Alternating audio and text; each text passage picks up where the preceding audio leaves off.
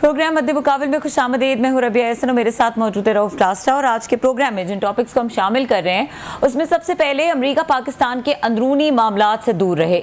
मौलाना फजलुर रहमान ने पाक चीन ताल्लुकात की भरपूर हिमायत का ऐलान कर दिया। पीटीआई की आदत में यकसुई का फुकदान करार। बैरिस्टर गौहर ने पार्टी में किसी किस्म के इख्तलाफात से इनकार कर दिया। उमर अयूब पर हमला किसने कराया? कौन से रहनुमा पीटीआई आला क़यादत के खिलाफ सफ आ रहा है? इसके अलावा बात करेंगे साबिक वज़ीर आज़म शाहिद खाकान अब्बासी ने हुकूमती बजट मुस्तरद कर दिया, सख्त तनकीद।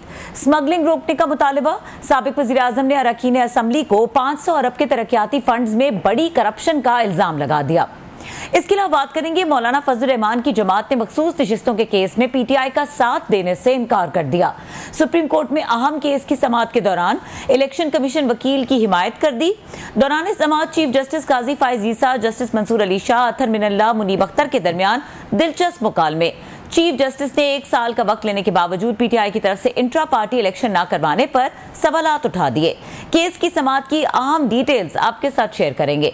इसके अलावा बात करेंगे हुकूमत ने बिजली चोरी पर काबू पाने के लिए बड़ा प्लान नाफिज करने का फैसला कर लिया। ISI, MI और दीगर अफसरान पर मुश्तमिल डिस्को सपोर्ट कायम करने की तैयारियां मुकम्मल। समरी काबीना कमेटी को इरसाल। पहले मरहले में मुल्तान इलेक्ट्रिक कंपनी यूनिट कायम होगा। तकसीम कार कंपनीज 1780 अरब रुपए के वाजिबात वसूल करने में नाकाम क्यों हुई, इसके हवाले से भी जो अहम डिटेल्स हैं वो आपके साथ जरूर शेयर करेंगे। हमें ज्वाइन किया डिस्कशन के लिए सीनियर एंकर पर्सन तज्जियाकार शहजाद इकबाल साहब ने, उनको वेलकम करेंगे। अस्सलाम वालेकुम शहजाद इकबाल साहब। जी वालेकुम सलाम, बहुत शुक्रिया। बहुत शुक्रिया शहजाद इकबाल साहब, आपने हमें वक्त दिया। काफ़ी कुछ है शहजाद इकबाल साहब जो चल रहा है और साइमल्टेनियसली जिसके ऊपर बात होनी चाहिए इंपॉर्टेंटली, लेकिन starting from PTI's internal rift, जो पीटीआई के अंदरूनी मामला चल रहे हैं, रोज़ाना एक नई अपडेट होती है, एक नया मामला है जो डिस्कस हो रहा होता है। अभी हम देख रहे हैं कि शिबली फराज जो हैं उनका ये कहना है कि वो 3-4 लोग हैं जो शोर मचा रहे हैं। दूसरी तरफ वो 3-4 लोग भी हमें नजर आ रहे हैं, फवाद चौधरी हैं, इमरान इस्माइल, अली जैदी। ये अचानक से कैसे फोर पे आ गए? What is going on? देखिए, पार्टी जितना भी डिनाई करे कि कोई रिफ्ट नहीं है और कोई ग्रुप्स नहीं है, ये तो मेरे ख्याल से बात मानने वाली है नहीं। इस वक्त पाकिस्तान तहरीक इंसाफ या सुन्नी इत्तेहाद काउंसिल को 2 चैलेंजेस हैं। एक तो जो लोग इस वक्त पार्टी में हैं, जो पार्लियामेंटेरियंस हैं, जिसमें शहरियार आफरीदी है, शंदाना गुलजार साहबा है और दीगर रहनुमा है, वो पार्टी लीडरशिप पर तनकीद कर रहे हैं कि जो एक्सेस है वो सिर्फ इन लोगों का है, खान साहब के पास। अभी आपने देखा कि जुनैद अकबर साहब, उन्होंने भी कोर कमेटी से इस्तीफा दिया है और उनकी जो शिकायत है पार्टी लीडरशिप से वो ये है कि जितनी मेहनत हमें करनी चाहिए इमरान खान साहब को जेल से बाहर निकालने के लिए या जो प्रोटेस्ट हमें करने चाहिए थे वो पार्टी नहीं कर रही है, उसमें पार्टी नाकाम हुई है। तो एक तो ये ग्रुप है। अभी मैं इस बात पे नहीं जा रहा हूँ कि क्या उनके शिकवे शिकायत दुरुस्त है या गलत है, लेकिन एक ये ग्रुप है। अच्छा, ये जो आपने बात की फवाद चौधरी, अली जैदी साहब या इमरान इस्माइल साहब, ये आपको पता है कि पार्टी छोड़ के जा चुके थे, लेकिन अब वक्त काफी गुजर चुका है। वो जो हालात उस वक्त थे, जो सख्ती नजर आ रही थी 9 मई के बाद, अब उतनी ज्यादा नहीं है। 8 फरवरी के बाद हालात काफी हद तक बदल चुके हैं और आपने देखा है कि जो लोग पार्लियामेंट में है, चाहे उनकी माजी में वाबस्तगी इस्टेब्लिशमेंट के साथ रही हो या इस्टेब्लिशमेंट के साथ वो बड़े करीब रहे हो, वो भी अब आके खुल के इस्टेब्लिशमेंट पर तनकीद कर रहे हैं। तो मेरे ख्याल से ये जो लोग पार्टी छोड़ के जा चुके थे वो अब एक अपॉर्चुनिटी देख रहे हैं कि हम इस पार्टी में वापस कैसे आए। अब मसला ये है कि जिन लोगों ने जगह ले ली है वो उनको आने नहीं दे रहे हैं। तो जो स्ट्रैटेजी मुझे इस वक्त नजर आ रही है इनकी, वो ये है कि इस लीडरशिप पर अटैक करें जो पीटीआई की इस वक्त है और वही इल्जाम लगाएं इनके ऊपर कि ये उतनी मेहनत नहीं कर रहे कि इमरान खान को बाहर निकाल दें। उनके पास वो सियासी स्ट्रैटेजी नहीं है जिससे इमरान खान बाहर आ सकते हैं और हम वो वैक्यूम दोबारा फिल कर सकते हैं। या फिर जैसे आपने सुना है फवाद चौधरी साहब कहते हैं कि परवेज लाई हो या शाह महमूद कुरैशी साहब हो, वही अब पार्टी को इस मसले से निकाल सकते हैं या इमरान खान साहब की रिहाई के लिए इंगेज कर सकते हैं एस्टैब्लिशमेंट से। या फिर अगर ग्रैंड अलायंस बनाना है एक उन पार्टियों का जो इस वक्त ऑपोजिशन में, उनके साथ भी अगर राब्ते करने हैं, तो उनका ये क्लेम है कि ये जो लोग हैं इस वक्त ये इस काबिल नहीं है, उनके कद इतने बड़े नहीं है, हम कर सकते हैं। लेकिन रस्साकशी तो है। देखिए, एक वैक्यूम था, वो वैक्यूम इन्होंने फिल किया है, ये वापस जगह देना चाहेंगे नहीं। और आज जो इत्तलात सामने आई है कि अभी कमेटी बनाई है और इसका फैसला उसी वक्त होगा जब इमरान खान बाहर आएंगे और वो बताएंगे कि क्या जो लोग छोड़ के जा चुके हैं वो वापस आएंगे या नहीं आएंगे। लेकिन फिलहाल ऐसा लगता है कि अनकरीब इनकी वापसी तो नहीं होनी है। अच्छा शहजाद साहब, जिस तरह आप कह रहे हैं कि एक ये जो क्लेम कर रहे हैं कि we are the core PTI और हमने जो छोड़ा, जैसा फवाद चौधरी साहब डिफरेंट इंटरव्यूज में आपके पास ही मौजूद थे, आप ज्यादा बेहतर बता सकते हैं कि आपकी रीडिंग क्या रही, वो ये कह रहे हैं कि वर्सेस दिस न्यू लीडरशिप कि ये नए लोग हैं और ये उस तरह से कोर पीटीआई नहीं है, तो इनके पास क्या फॉर्मूला है जल्दी जेल से बाहर निकालने का बानी पीटीआई को? देखिए, जो फॉर्मूला वो बता रहे थे वो ये है कि शाह महमूद कुरैशी या परवेज इलाही साहब जैसे लोग जो हैं वो अगर इंगेज करें फजल रहमान के साथ, महमूद खान अचकजई के साथ, तो एक स्ट्रॉन्ग ऑपोजिशन का ग्रुप बन सकता है। और फिर अगर आगे जाके एस्टैब्लिशमेंट से बात होती है तो फिर वो इन लोगों के बस की बात नहीं जो इस पार्टी को लीड कर रहे हैं, उसमें सीनियर लोगों को रोल प्ले करना पड़ेगा। लेकिन मेरा जो उनसे जिस इंटरव्यू का आप हवाला दे रही है, मैं बार बार एक चीज पे इंसिस्ट कर रहा था कि देखें, हमें पता है कि ये लड़ाई किसके दरमियान है, ये एस्टैब्लिशमेंट और इमरान खान के दरमियान है। इमरान खान जेल में बैठ के अगर फौजी क़यादत का नाम लेके तनकीद करते रहेंगे तो जाहिर सी बात है एंगेजमेंट के दरवाजे उस तरह तो खुलने नहीं है। दूसरी तरफ अगर ISPR की तरफ से बाकायदा ये कहा जाएगा कि जब तक सच्चे दिल से माफी नहीं मांगी जाएगी 9 मई के वाकयात की, तब तक कोई एंगेजमेंट हो नहीं सकती। तो देखिए, ये जो इस वक्त एक डेडलॉक है, उसको अगर खत्म कर रहे हैं तो उसको तो इमरान खान नहीं खत्म कर रहे हैं। अब इसमें निगोशिएशन गौहर साहब कर रहे हो या परवेज इलाही साहब कर रहे हो, इट विल नॉट मैटर जब तक इमरान खान अपना जहन नहीं बदलते। जी बहुत शुक्रिया आपका, आपने ज्वाइन किया हमें सर। कल बड़ा ज़बरदस्त आपने ये फवाद चौधरी साहब का इंटरव्यू किया, वेरी कम्प्रीहेंसिव एंड एक डिटेल में था, बड़ी अच्छी आपकी क्वेश्चनिंग थी। आई मस्ट से सर अभी साहब बहुत शुक्रिया, बहुत शुक्रिया। तो इस पे ये जो फवाद चौधरी साहब वो कल भी कह रहे थे, आज भी मैं उनके 2-3 इंटरव्यूज़ देख रहा था सारी चीज़ों को, वो ये समझते हैं कि उनके पास स्ट्रेटजी है और वो खान साहब को बाहर ला सकते हैं। बहुत सारे लोग ये समझते हैं कि फवाद चौधरी साहब, no offences to him, politician है, I hope he will take in a positive side, कि ये तो इमरान खान साहब के बड़े करीब थे, ये तो उनके लॉ मिनिस्टर थे जहाँ से क्राइसिस शुरू हुआ, जिस दिन इन्होंने ये मोशन पेश की थी कि सारे ये जो हैं MNAs जो हैं ये फॉरेन एजेंट हैं, इन्होंने बाहर से स्पॉन्सर्ड इनकी तरीक़े एतमाद है, तो इन्होंने मोशन पास करवाई जिस पर रिजेक्शन हुई उनकी, कासिम सूरी साहब ने की, फिर हुकूमत तोड़ी गई, फिर इन्होंने वहाँ से इस्तीफ़े दिए। और आपको याद होगा परवेज इलाही साहब का एक आया था वीडियो या ऑडियो आया था, उन्होंने कहा जनाब ये फवाद चौधरी साहब हैं जिन्होंने सारी पंजाब हुकूमत हमारी तोड़वाई थी। सो फवाद चौधरी साहब तो इस ये प्रॉब्लम का वो हिस्सा रहे हैं।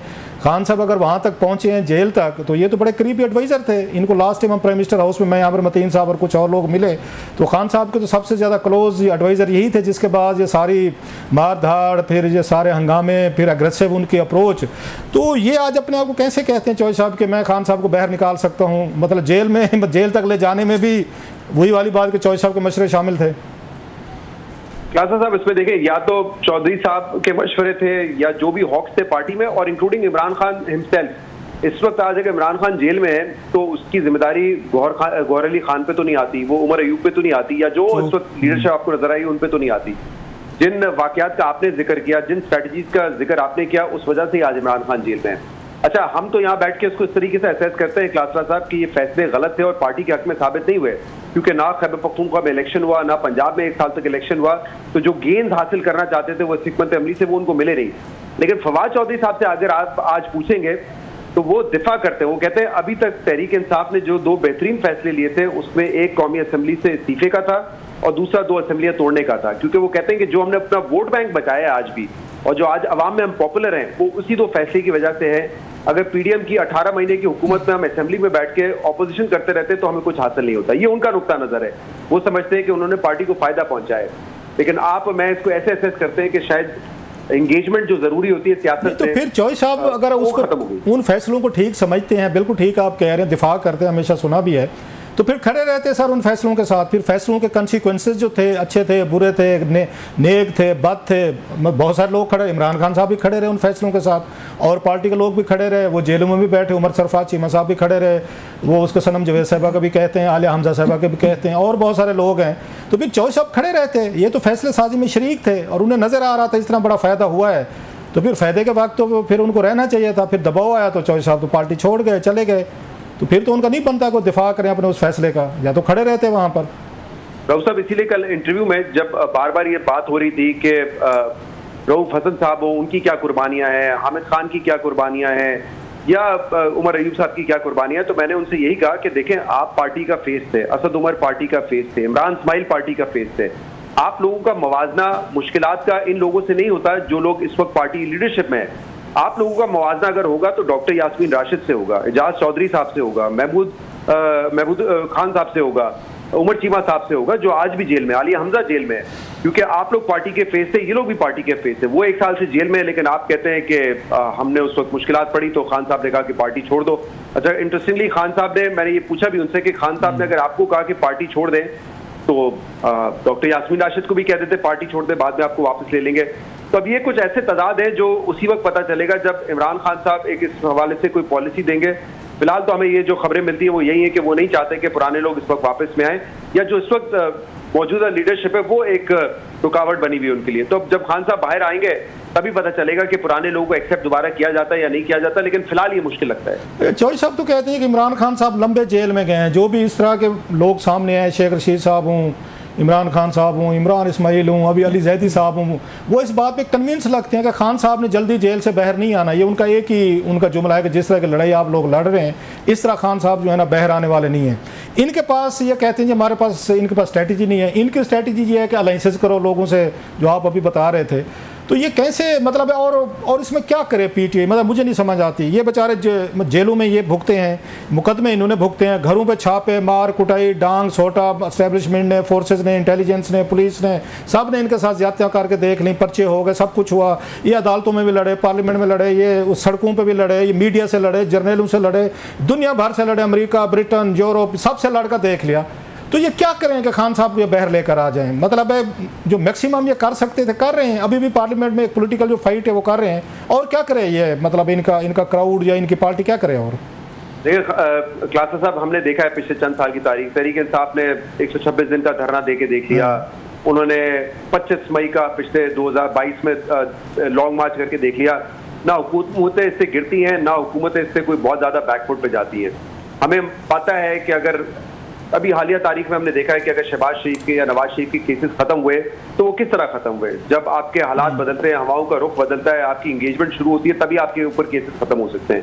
तो इसीलिए मैंने कहा ये फैसला तो अब इमरान खान ने करना है कि उन्होंने इंगेजमेंट करनी है या नहीं करनी है। और सिर्फ इमरान खान ने नहीं करना है, या तो आपने सुना ही है कि ICR की तरफ से बाकायदा तर्जुमान ने आके ये कहा है कि किसी किस्म की बातचीत नहीं होगी जब तक कोई माफी नहीं होगी। तो जब तक ये पोजीशन चेंज नहीं होगी, मुझे नहीं लगता कि वुकला ज्यादा कुछ कर सकते हैं।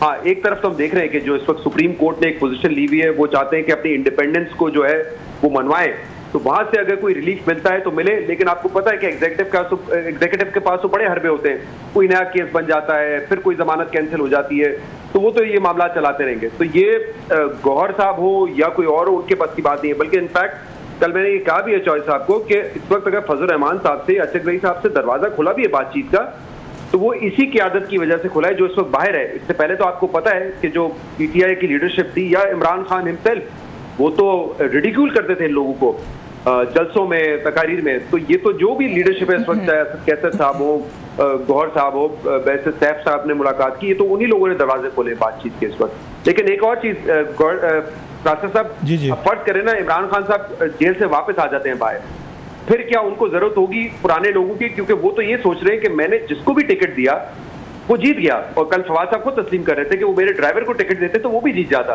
तो जब इस पोजीशन में होंगे इमरान खान साहब, बाहर आकर खुद भी बाहर हों और ये सामने उनके कि जिसको मैं टिकट दे रहा हूँ वो जीत रही है, तो क्या फिर उनको ये फर्क पड़ेगा कि मैं किसी और को पार्टी में शामिल करूँ या ना करूँ? अच्छा, एक सवाल ये बताइएगा शहजाद साहब, आपने उनका इंटरव्यू किया और डिफरेंट जगहों पे उन्होंने इंटरव्यूज दिए, इस मामले में उनका क्या कहना है कि कोई तो फियर था या कोई प्रेशर था जिसकी वजह से इमरान इस्माइल, अली जैदी, फवाद चौधरी, इन्होंने उस टाइम पे पार्टी छोड़ी। अब अगर ये फाइट 4 पे आके लड़ते हैं तो क्या दोबारा इनके लिए वैसे हालात नहीं बन जाएंगे और ये स्टैंड कर सकेंगे? देखिए, फवाद साहब को तो हम सब जानते हो, क्लासा साहब बहुत अच्छे तरीके से जानते हैं, वो बाकायदा एक पॉलिटिकल एनिमल है, सियासत के बगैर तो वो नहीं रह सकते। और उनको लगता है कि उन्होंने अगर आगे सियासत करनी है तो वो तहरीक इंसाफ के साथ ही करनी है। और उन्होंने कल खुद एक्सेप्ट किया कि मैं बड़ा डेस्परेट हूँ PTI में आने के लिए, और उसकी वजह ये कि वो समझते हैं कि इमरान खान साहब को वो जेल से बाहर निकालने में या पार्टी की मदद कर सकते हैं, ये उनका रुख्ता नजर है। तो मेरे ख्याल से उनके बिहाफ पे तो ये कहा जा सकता है कि वो तो पूरी कोशिश करते रहेंगे आखिरी वक्त तक, कभी लीडरशिप को तनकीद का निशाना बना के, कभी बातचीत करके किसी न किसी तरीके से तहरीक इंसाफ में वापस आए। अच्छा, आपने भी बात की कि सुलह सफाई की, जैसे महमूद खान अचकज़ई साहब जो हैं उनको उन्होंने आगे कर दिया। महमूद खान अचकज़ई साहब जो हैं, जो मेरी रीडिंग है तो खान साहब को पता था कि मुज़ाकरात कामयाब नहीं होने, कि महमूद खान चकज़ई साहब को एस्टेब्लिशमेंट फ़ौज तो बिल्कुल रेड रैग की तरह है कि बुल को जैसे दिखाया जाता है, कोई उस सुर्ख उनको ये कपड़ा दिखाया जाता है, तो ये वो उनका तो ये वाला स्टाइल है। सो खान साहब ने क्या सोच के महमूद खान चकज़ई साहब को आगे किया है, जिनकी एस्टेब्लिशमेंट और उनकी तो बड़ी नॉन किस्म की वो हैं, उनकी हॉस्टिलिटीज़ हैं, तो वो कैसे ब्रेक थ्रू कर सकते हैं? मौलाना साहब से फलां साहब से तो कर लेंगे, मान लिया मुलाकातें। असल जो आप अगेन जो आप भी बात कह रहे हैं, खान साहब को पता है असल मसला तो आर्मी और इमरान खान साहब का है, वो तो महमूद खान चकज़ई साहब तो ब्रेक थ्रू नहीं करा सकते। तो क्या सोच के खान साहब ने महमूद खान चकज़ई साहब को आगे किया है? देखिए, आई थिंक क्लासा साहब आप बिल्कुल ठीक कह रहे हैं, इस्टेब्लिशमेंट से मुज़ाकरात तो नहीं कर सकते चकज़ई साहब, लेकिन क्योंकि चकज़ई साहब माजी में हुकूमतों में रहे नून लीग के साथ, पीपल्स पार्टी के साथ, तो अगर कोई सियासी डायलॉग होता है तो उसी के लिए उनकी जो है खिदमात पीटीआई हासिल कर सकती है। लेकिन आप ये सोचें कि इस वक्त नून लीग भी बार बार कहती है कि हमें मुज़ाकरात कर रहे हैं और पीटीआई भाग जाती है, लेकिन फ्रैंकली इस वक्त तो नून लीग भी मुज़ाकरात के लिए तैयार नहीं है, चाहे वो जितने बयान देते रहे कि हम बात करने के लिए तैयार हैं, वो नहीं कर सकते, क्योंकि पीटीआई कहती है हम दो चीजों पे बात करेंगे, इमरान खान की रिहाई जो कि नून लीग के हाथ में नहीं है, दूसरा मैंडेट। तो मतलब मैंडेट पे अगर बातचीत करनी है तो इसका मतलब ये है कि जब मुज़ाकरात होंगे तो पीटीआई कहेगी कि आप मैंडेट हमारा वापस करें क्योंकि आप फॉर्म 47 की हुकूमत है, तो ये तो होना ही नहीं है। तो मुझे नहीं लगता कि इस वक्त चकज़ई साहब एक तो एस्टैब्लिशमेंट से मुज़ाकरात के लिए नहीं है, वो पॉलिटिकल डायलॉग के लिए है, लेकिन पॉलिटिकल डायलॉग भी मुझे फिलहाल तो होते हुए नहीं नजर आते इस सिचुएशन में। अच्छा, दूसरा हमने पीटीआई के अंदर एक और चीज़ देखी है, क्योंकि इतना ज़्यादा 2 सालों से इनको हाइप दी गई है, ट्रेंड हो गए हैं लड़ाई झगड़े के या एक फाइट के, रेजिस्टेंस के, कि उनकी पार्टी में कोई भी अगर सुलह सफाई की बात करता है, मुज़ाकरात की बात करता है, सॉफ्ट अप्रोच की बात करता है, तो फौरी तौर पर दूसरा ग्रुप कहता है जनाब ये एस्टेब्लिशमेंट के ये टाउट हैं, ये तो एजेंसियों के ये हैं, उनके एजेंट हैं, ये हमारी पार्टी तोड़ना चाहते हैं। उनकी पार्टी के अंदर तो ये रेजिस्टेंस है। जो सेनर एलिमेंट बात करता है भाई सियासत को सियासत की तरह करो, इसको महाभारत ना बनाए, इसको जंग अजीम को 3 आप समझ के ना लड़ें, तो पॉलिटिक्स की तरह लड़े, उनके अंदर पार्टी में शुरू हो जाते हैं, उनके खिलाफ ट्रेंड शुरू हो जाते हैं, उनके खिलाफ तहरीकें और उनके खिलाफ करारदादें और आपस में फट्टे शुरू हो जाते हैं। तो पार्टी के अंदर ये प्रॉब्लम है कि वो तो गद्दार समझे जाते हैं जो सुलह सफाई की बात करते हैं सर। और इसकी वजह क्लासा साहब मैं ये समझता हूँ कि इमरान खान का स्टाइल ऑफ पॉलिटिक्स है, क्योंकि वो कन्फ्रंटेशन की सियासत में थ्राइव करते हैं, और आपको पता है जब ऑपोजिशन में होती है तहरीक इंसाफ बहुत ज्यादा मजबूत नजर आती है, वो उनकी पॉलिटिक्स की वजह से। तो कोई भी अगर कोई प्रपोजल लेके जाता है एंगेजमेंट का, या कोई ये बात करता है कि बातचीत के जरिए मामला हल करें, तो मेरे ख्याल से सबसे पहले इनकार इमरान खान की तरफ से आता है। इसलिए बाकायदा अब तो ये खबरें भी आती हैं कि लोग डरते हैं बाकायदा कोई ऐसा प्रपोजल देने के लिए कि बातचीत हो जाए, तो वो तो मेरे ख्याल से इमरान खान की वजह से। लेकिन एक बेहतरी हमने देखी है, जैसे 2022 की अभी हम बात कर रहे थे, उस वक्त उन्होंने इस्तीफे दे दिए कौमी असेंबली से, उस वक्त उन्होंने असेंबली डिसॉल्व कर दी।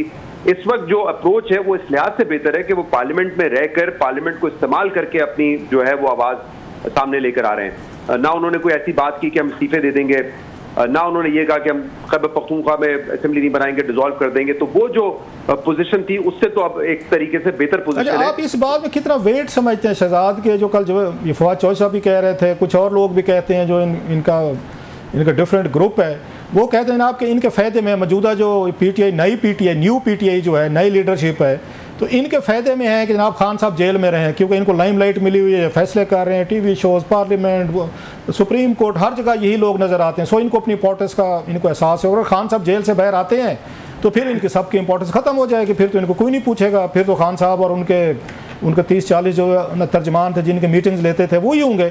इस बात में आपको सच्चाई लगती है कि ये लोग वाकई ये जो न्यू पीटीआई जो है ये खान साहब को जेल में रखने के उसमें हक में है? ये उनके इल्ज़ामात हैं, मैं नहीं कह रहा, जो पुरानी पीटीआई के लोग हैं वो कहते हैं। क्योंकि उनके इल्जामात हैं और इस पर हतमी तौर पे तो कोई राय कायम करना बड़ी मुश्किल है। लेकिन मेरे ख्याल से एक चीज़ तो बड़ी वाज़ेह है, चाहे वो नई पीटीआई या पुरानी पीटीआई, कि इमरान खान के बगैर इनको कुछ नहीं मिल रहा। तो अगर ये शॉर्ट टर्म किसी की ख्वाहिश हो सकती है कि ठीक है मैं कुछ उहदा ले लूँ या मैं ज़्यादा टेलीविजन पे आ जाऊँ या मैं पार्टी लीडर बन जाऊँ, लेकिन इवेंचुअली जब इमरान खान ने आना है तो फिर उनका स्टेटस क्या होगा। तो मुझे नहीं लगता, शायद कुछ लोगों, देखिए इस वक्त तो अगर आप पीटीआई के लोगों से बात करें, मैंने काफ़ी लोगों से शेर अफजल मरवत साहब के वाले से बात की, उनको मुकम्मल शक था कि वो हमारे साथ डबल गेम कर रहे हैं। इस वक्त जो फवाद चौधरी साहब अगर या अली जैदी साहब या इमरान फाइल साहब बात करते हैं तो रऊफ हसन कहते हैं कि ये प्लांटेड है। फिर ये जो ग्रुप है फवाद चौधरी साहब का, ये इनको कहता है कि इनका तो कोई कद ही नहीं है, इनको प्लांट किया गया है। तो सब एक दूसरे पे इल्जाम लगा रहे हैं, इसलिए हस्ती तौर पे कहना मुश्किल है।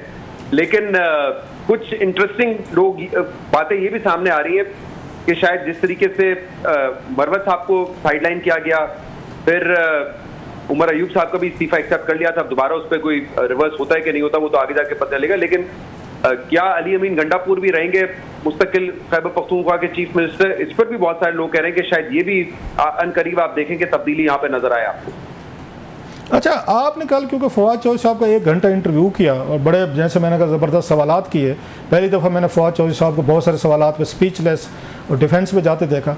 आप उनकी गुफ्तगू से, उनके एनालिसिस से, उनके जवाबात से आप कोई उससे कन्विंस हुए, कोई मुतमिन हुए? मैं इस बात से कन्विंस हुआ हूं कि वो पार्टी में आना चाहते हैं और उनकी जो हिकमत अमली है कि इस लीडरशिप को तनकीद का निशाना बना के वो पार्टी में अपनी जगह बना लेंगे, मुझे लगता है कि ये पॉसिबल नहीं है। कल के इंटरव्यू के भी बाद मैंने देखा है, जितने, क्योंकि आपको पता है सोशल मीडिया का इन्फ्लुएंस बहुत ज्यादा है पीटीआई पे, पीटीआई की लीडरशिप पे।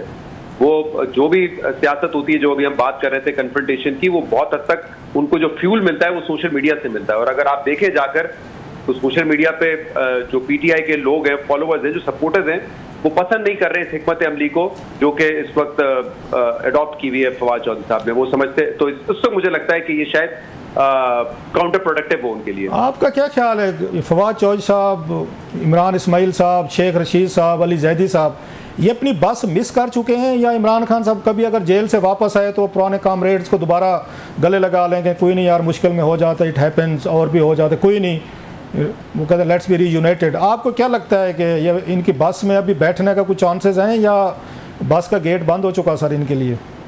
मुझे लगता है कि खान साहब बड़े अनप्रेडिक्टेबल हैं और हो सकता है कि अगर कहीं पे ये इस बात में सदाकत है कि उन्होंने कुछ लोगों को कहा है कि तुम टॉर्चर बर्दाश्त करने से बेहतर है पार्टी छोड़ दो, तो शायद इनकी वापसी का इम्कान हो।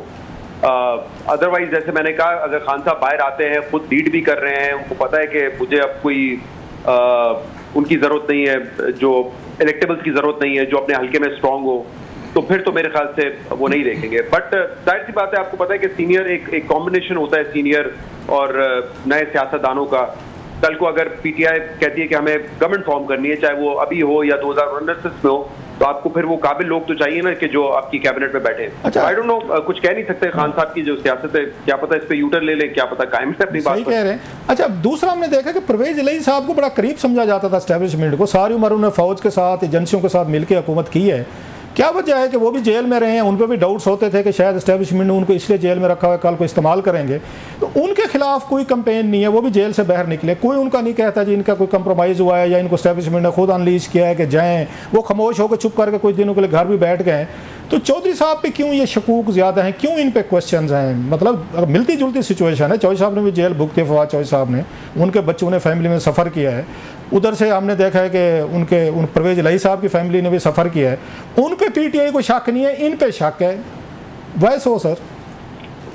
इसकी एक वजह ये हो सकती है कि देखिए कुछ अहम मौके हैं जिसपे परवेज इलाही साहब ने और चौधरी और मोनिस इलाही साहब ने अपनी वफादारी इमरान खान से साबित की है। ये आप बिल्कुल ठीक कह रहे हैं, क्योंकि चौधरी फैमिली का जो सारा बैकग्राउंड है, उनकी सियासत का एस्टैब्लिशमेंट से जितना क्लोज रहे, हर किसी को ये शक होता था कि शायद ये डबल गेम कर रहे होंगे या ये अपनी लॉयल्टी चेंज कर लेंगे। लेकिन जब देखें वोट ऑफ नो कॉन्फिडेंस आ रहा था, सारे इत्तेहादी छोड़ के चले गए। परवेज इलाही साहब ने इमरान खान साहब को ज्वाइन किया और ठीक है, उनको उस वक्त चीफ मिनिस्टर बनाया जा रहा था पंजाब का, उन्होंने उस पर बार्गेन किया, लेकिन उस वक्त वो इमरान खान के साथ खड़े रहे। फिर जब 9 मई हुआ तो उस वक्त भी परवेज इलाही साहब के पास ऑप्शन था, क्योंकि परवेज इलाही साहब बाय द वे क्लासेस साहब, उनको भी कई मरतबा जमानतें मिली, फिर घर से उठा लिया, फिर जमानत मिलती, फिर कहीं से उठा लेते, तो उन्होंने आसान वक्त नहीं देखा है। तो मेरे ख्याल से जितने मौकों पे उन्होंने अपनी लॉयल्टी दिखाई है, तो शायद इमरान खान की नज़र में, पीटीआई की नज़र में वो अब उनकी लॉयल्टी पे उनको एतमाद है। लेकिन अब ये देखना पड़ेगा कि वो आखिर वक्त तक तो पंजाब वो पार्टी के प्रेसिडेंट थे। अब ठीक है, इलेक्शंस दोबारा हुए हैं, लेकिन क्या उनको दोबारा उनके कद के हिसाब से पार्टी में वो अहमियत मिलती है या नहीं मिलती? अगर नहीं मिलती, क्लासेस साहब अगर नहीं मिलती, तो फिर मेरे ख्याल से ये जो सारे बैठ के बात करते हैं with in PTI and outside जो फॉर्मर पीटीआई के एक टोला है जो कि एक्सेस नहीं देता खान साहब के लिए, या खुद वो आके डोमिनेट करना चाह रहा है, फिर उनकी बात में सदाकत होगी। क्योंकि इतनी कुर्बानियों के बाद और इतने बड़े ओहदे के बाद अगर परवेज इलाही साहब को भी नहीं करते सियासी कमेटी में या कोर कमेटी में, तो फिर मेरे ख्याल से उन बातों में कोई ना कोई relevance. Lastly sir, last question sir, आपने आज उनकी प्रेस कॉन्फ्रेंस सुनी होगी, ये शायद खकान अब्बासी साहब की, मिफ्ता साहब की, आपको लगता है ये जो डुओ है, जोड़ी है, ये कुछ नवाज शरीफ साहब कोई ये शहबाज शरीफ साहब की हुकूमत के लिए प्रॉब्लम पैदा कर सकेगी कि अपनी कंस्टिट्यूंसी बना सकेंगे, कोई लोग उनको सीरियस लेंगे, या वो समझेंगे नहीं यार ये नाराज़ हैं दोनों, ये दोस्त जो है ना, जोड़ी जो है ये नाराज़ हैं उनसे नवाज शरीफ साहब से, शहबाज शरीफ साहब से। आपको क्या लगता है सर उनकी गुफ्तगू सुन के आज? क्लासेस साहब देखिए, दोनों क्रेडिबल शख्सियात हैं, तो टीवी की हद तक, डिजिटल मीडिया की हद तक जब वो बात करेंगे लोग उनको इंपॉर्टेंस देंगे, लेकिन बतौर एक प्रेशर ग्रुप या बतौर एक पॉलिटिकल पार्टी मेरे ख्याल से उसमें तो इट्स टू अर्ली टू से, उसमें तो बहुत ज्यादा वक्त लग जाएगा। लेकिन उन्होंने 2-3 आज इंपॉर्टेंट बातें की, अगर आप मुझे 2 मिनट दें। एक तो स्मगलिंग वाली बात, और इसके अलावा के 500 अरब रुपए आपने पार्लियामेंटेरियंस को दे दिए। क्लासेस साहब ये तो चले बहुत बड़ी बात हो गई, 500 अरब के आप उनको डेवलपमेंट स्कीम्स के लिए पैसे दे रहे हैं। मुझे जो हैरानी हुई है इस बजट को देख के, क्योंकि बार बार ये कहा गया था कि डू और डाई वाली सिचुएशन है, हमें एक पैराडाइम शिफ्ट चाहिए, हमें इस्लाहात करनी है, वरना ये जिस स्ट्रक्चर पे हमारा बजट बनता है या इकोनॉमी चल रही है उस पर नहीं चलाया जा सकता। और उसके लिए बड़े दावे किए गए कि जो टैक्स दे रहा है उस पर मजीद बोझ नहीं डाला जाएगा, जो टैक्स रेट में नहीं है उसको लाया जाएगा। इस पर मेरे ख्याल से कोई खास कामयाबी हुकूमत को नहीं हासिल हुई है, और जो रिवायती एक बजट है वही हमने देखा है। और मैं हैरान इस बात से हूँ क्लासेस साहब के, मतलब सोच आप देखें कि कैसी, एक तरफ तो चले हुकूमत ने अखराजात बढ़ा दिए, आपने सरकारी मुलाजमीन के 25% उनकी तनख्वाह में इजाफा कर दिया, जो कि आप हासिल करेंगे किससे? सैलरीड क्लास से, उन पर मजीद टैक्स लगा के, उन पर मजीद सरचार्ज लगा के, यानी कि आप प्राइवेट सेक्टर से पैसा लेके फंड कर रहे हैं सरकारी मुलाजमीन की जो इजाफी तनख्वाह है उसको। लेकिन ये भी छोड़ दें, मतलब इस हद तक अब चले जाते हैं कि पार्लियामेंटेरियंस ने अपनी जो टिकट्स हैं उसको कहा कि नहीं 25 से 30 कर दें। और पहले एक कानून था, अगर कोई टिकट आपने नहीं इस्तेमाल किया टिकट साल में तो वो लैप्स हो जाती थी, लेकिन अब कहा है कि नहीं आप उसको बाद में इस्तेमाल कर सकते हैं। आप अपना जो किराया लेते हैं उसको आप 10 रुपए से या 15 रुपए से बढ़ा के 25 रुपए कर सकते हैं। मतलब इससे कोई पैसा आप ज्यादा नहीं बचा लेंगे, लेकिन सिंबॉलिकली आप मैसेज क्या देना चाह रहे हैं? जब आप कहते हैं कि नहीं ये आम आदमी का बजट है, उसको कैसे आप कहेंगे आम आदमी का बजट है? यहाँ तो जो अशराफिया है उसको आप बेनिफिट दे रहे हैं, और जो आम आदमी उस पर आप बोझ डाल रहे हैं। मैं फिर कह रहा हूं कि इससे कोई अरबों रुपए आप नहीं बचाएंगे, लेकिन आपका एक माइंडसेट नजर आता है कि यार इन हालात में जब आप कह रहे हैं कि कर्ज दे के हम फौज के अखराजात उठाते हैं, कर्ज से हम पूरा मुल्क चला रहे हैं, तब आपको इस बात की फिक्र है कि हम अपने 5 टिकट जो है डोमेस्टिक टिकट वो बढ़ा लेते हैं, या हम अपने जो ट्रैवलिंग अलाउंस है वो बढ़ा लेते हैं। तो मुझे इस माइंडसेट से बड़ी जो है वो कोफ्त होती है और परेशानी होती है, क्योंकि जब डू एंड डाई वाली सिचुएशन होती है तो उस वक्त आप अपनी मराद नहीं देख रहे होते, बल्कि आप कॉम्प्रोमाइज करते हैं। जैसे कि आप अपने फंड पे कर सकते थे, जैसे कि आप डिपार्टमेंट्स कम करके, जिसका बार बार दावा किया गया था और अभी फाइनेंस मिनिस्टर साहब कह रहे हैं कि आगे जाके होगा, आई होप हो कि आप डिपार्टमेंट्स कम करें। 18वीं तरमीम के बाद जो वफाक में भी वही डिपार्टमेंट है, सूबों में भी है, तो फिर उसका क्या फायदा होगा? हम सोच रहे थे कि शायद कोई बातचीत करके सूबों के ऊपर जिम्मेदारी डाली जाएगी कि आप ज्यादा टैक्स इकट्ठा करें।